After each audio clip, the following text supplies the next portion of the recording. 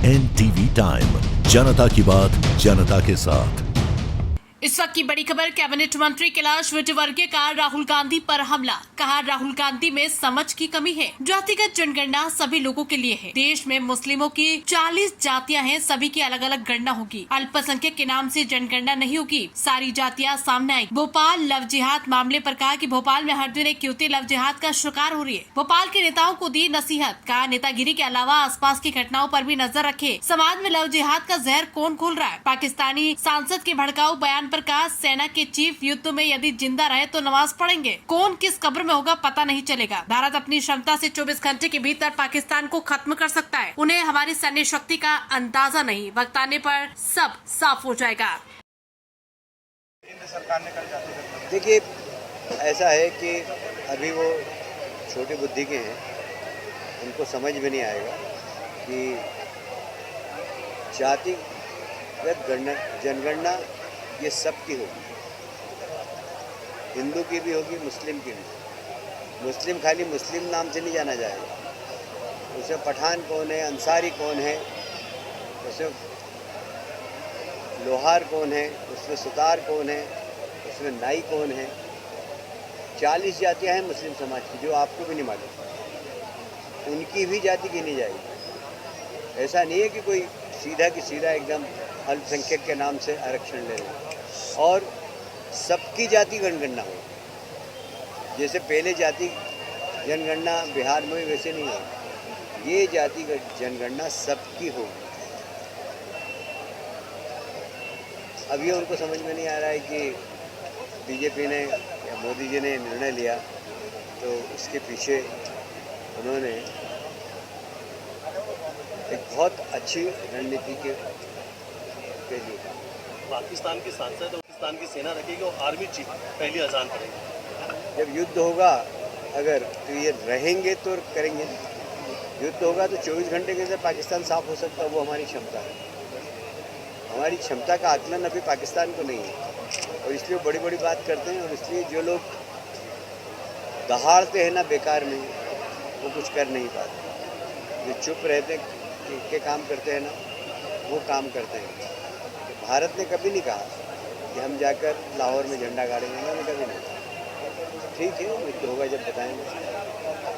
अभी भारत की क्षमता के बारे में पता ही नहीं होगा, वो खाली लंबी लंबी बात कर रहे हैं। यदि युद्ध हुआ तो 24 घंटे में पाकिस्तान का नक्शा मिट जाएगा, मैं आपको बताऊँ। युद्ध हुआ और इसलिए बड़ी बड़ी बात करने वाले लोग कौन सी कब्र में होंगे ये ढूंढना पड़ेगा। हिंदू लड़कियों को टारगेट करने का मामला सामने आ रहा है, भोपाल से आया और लगातार कई सारे ऐसे वीडियो भी अजमेर कांड जैसा मामला भोपाल में आया सामने। देखिए, ये षड्यंत्र काफ़ी दिनों से भोपाल में हो रहा है। भोपाल में हर रोज़ एक हिंदू लड़की कहीं न कहीं मुस्लिम नौजवानों का शिकार हो रही है, और इसलिए माननीय मुख्यमंत्री जी ने भी इसको गंभीरता से लिया है। और मैं तो वहाँ के जनप्रतिनिधियों से कह रहा हूँ कि वे नेतागिरी कर रहे हैं, पर साथ साथ ये भी देखें कि इस प्रकार के लव जिहाद के माध्यम से समाज के अंदर विषमता और विष जहर कौन फैला रहा है, उसकी भी चिंता करें, चाहे वो सांसद जी हो चाहे विधायक। विपक्ष